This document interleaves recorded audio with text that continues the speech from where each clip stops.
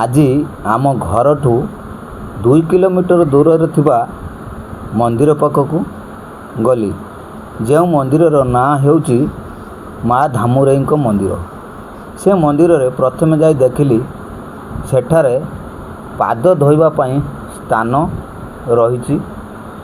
ସେ ସ୍ଥାନରେ ଯାତ୍ରୀମାନେ ପାଦ ଧୋଇ ଭିତରକୁ ଯାଉଛନ୍ତି। ଦେଖନ୍ତୁ ଛୋଟ ପିଲା ମଧ୍ୟ ପାଦ ଧୋଇ ସେ ଭିତରକୁ ଯାଉଛନ୍ତି। ଏଇ ଦେଖନ୍ତୁ ଏଇଟା ହେଉଛି ମନ୍ଦିରର ସାମ୍ନା ଗେଟ୍। ଦେଖନ୍ତୁ ଭିତରକୁ ଲୋକମାନେ ପାଦ ଏଠି ଧୋଉଛନ୍ତି, ତାପରେ ଭିତରକୁ ଯାଉଛନ୍ତି। ତାପରେ ଦେଖିବା ଭିତରକୁ ଚାଲନ୍ତୁ। ଏଇଟା ହେଉଛି ମନ୍ଦିରର ବେଢ଼ା, ମାନେ ମନ୍ଦିରର ବାହାର ପାଖ, ଯେ କି ବାହାର ପାଖରେ ଦେଖନ୍ତୁ ଡାହାଣ ପଟେ ଭୋଗ ଦୋକାନ, ଏ ସିଧା ସାମ୍ନା ସିଧା ପଟ ଦେଖନ୍ତୁ ମନ୍ଦିର ଭିତରକୁ ରାସ୍ତା।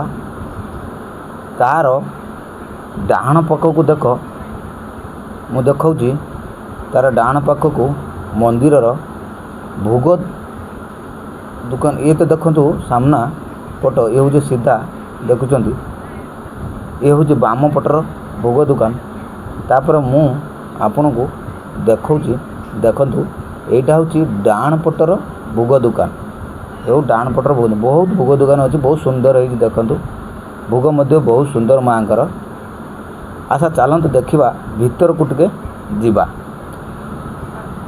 ଭିତରକୁ ପ୍ରଥମେ ଯାଇ ଦେଖିଲି ଏଇଟା ହେଉଛି ନାଟ ମଣ୍ଡପ। ଏଇ ନାଟ ମଣ୍ଡପରେ ଲୋକମାନେ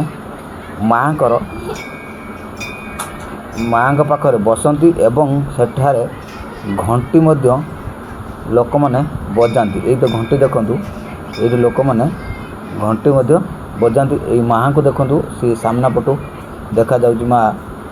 ଏଇ ଘଣ୍ଟି ଦେଖନ୍ତୁ ପିଲାଟି ବଜାଉଛି ଘଣ୍ଟି। ତା ସଙ୍ଗେ ଏଇଟା ହେଉଛି ଦୀପ ଆଉ ଧୂପ ଦେବାର ସ୍ଥାନ। ଏ ସ୍ଥାନରେ ମାଆଙ୍କୁ ଧୂପ ଦୀପ ଦିଅନ୍ତି, ମାନସିକ ମଧ୍ୟ କରନ୍ତି। ଏ ଦେଖନ୍ତୁ ମାଆଙ୍କର ପାଦୁକା ପାଣି।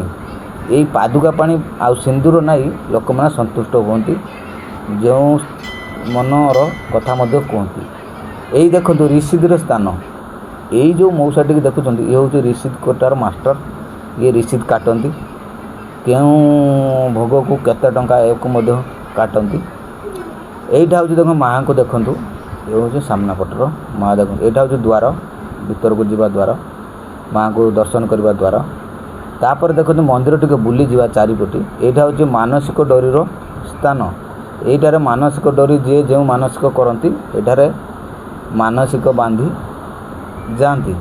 ଏ ହେଉଛି ମାନସିକ ଡୋରିର ସ୍ଥାନ। ତାପରେ ଦେଖନ୍ତୁ ଇଏ ହେଉଛି ମାନେ ଗୋଟେ ସେଲ୍ଫି ନେଉଛି। ଦେଖନ୍ତୁ ମୋବାଇଲର ସେଲ୍ଫି ନେଉଛନ୍ତି। ଇଏ ଗୋଟେ ମାନେ ପର୍ଯ୍ୟଟନ ସ୍ଥାନ, ଏଟାକୁ ସେଲ୍ଫି ନିଅନ୍ତି, ଦେଖନ୍ତି। ତା ସହିତ ଏମାନେ ଫଟୋ ମଧ୍ୟ ଉଠାନ୍ତି। ବହୁତ ବଢ଼ିଆ ହେଇଛି, ସୁନ୍ଦର ଲାଗୁଛି। ତା ପାଖକୁ ଇଏ ଗୋଟେ ବି ସେଇଭଳି ସ୍ଥାନ। ଦେଖନ୍ତୁ ଝରଣାରେ ପାଣି ବୋହି ଯାଉଛି, ବହୁତ ଭଲ ଲାଗୁଛି, ବହୁତ ସୁନ୍ଦର ମଧ୍ୟ ଲାଗୁଛି। ଏ ହେଉଛି ପାକଶାଳା। ଏଠାରେ ଯେଉଁମାନେ ମାନସିକ କରନ୍ତି ଭୋଗ ଏସବୁ ରୋଷେଇ ହୁଏ, ଭୋଗ ଫୋଗ ରୋଷେଇ ହୁଏ। ତେଣୁ ଏ ହେଉଛି ପାକଶାଳା। ଏ ହେଉଛି ମନ୍ଦିରର ପୁରା ଦେଖନ୍ତୁ, ମନ୍ଦିରଟି ପୁରାଟା ମୁଁ ଦେଖାଉଛି। ଏ ହେଉଛି ମନ୍ଦିରର ପୁରା, ଏ ହେଉଛି ପ୍ରସ୍ଥାନ ସ୍ଥାନ। ତାପରେ ଆମେ ଯିବା ସମୁଦ୍ରର ବେଳାଭୂମି। ଏଇଟା ଦେଖନ୍ତୁ ସମୁଦ୍ରର ବେଳାଭୂମି ପାଖରେ ଡଙ୍ଗାଟିଏ ମଧ୍ୟ ରହିଛି। ଦେଖନ୍ତୁ ଏଇଟା ହେଉଛି ଏଇ ସ୍ଥାନରେ ଡଙ୍ଗାଟିଏ ରହିଛି। ଏଇ ତା ପାଖେ ଦେଖନ୍ତୁ ଏ ଲଞ୍ଚ ମଧ୍ୟ ରହିଛି। ଏ ଲଞ୍ଚ ମଧ୍ୟରେ ଗୋଟେ ଭାଇ ମଧ୍ୟ ବସିଛନ୍ତି। ତା ପାଖକୁ ମୁଁ ଗଲି, ଦେଖନ୍ତୁ ଭାଇଙ୍କୁ ପଚାରିଲି, ଭାଇ ପୁରା ମୋବାଇଲରେ ବ୍ୟସ୍ତ ଦେଖନ୍ତୁ। ତଥାପି ମୁଁ ତାଙ୍କୁ ପଚାରିଲି, ଭାଇ ଆଉ ଆପଣଙ୍କର ଲଞ୍ଚ କେତେବେଳେ ଛାଡ଼ିବ? ଭାଇ ଆଉ ମୋତେ କିଛି କହିଲେ ନାହିଁ। ହଉ ଚାଲନ୍ତୁ ଯିବା, ଲଞ୍ଚଟି ପୁରା ଦେଖନ୍ତୁ, ପୁରା ଦେଖିନିଅନ୍ତୁ। ଏ ଲଞ୍ଚଟି ରହିଛି। ଲଞ୍ଚଟିରେ ମଧ୍ୟ ଯିବା ଆସିବା ରାସ୍ତା ମଧ୍ୟ ରହିଛି। ଏଇ ଦେଖନ୍ତୁ ତଳକୁ ପାହାଚ ପାହାଚ ହେଇଛି, ତା ସହିତ ଯାଉଛନ୍ତି ଲୋକମାନେ, ଯାତ୍ରୀମାନେ ଯାଇ ଲଞ୍ଚ ପାଖକୁ ଭିଡ଼ିଯାଏ, ତା ସହିତ ଯାତ୍ରୀମାନେ ଚଢ଼ନ୍ତି, ତାପରେ ଉପରକୁ ଆସନ୍ତି।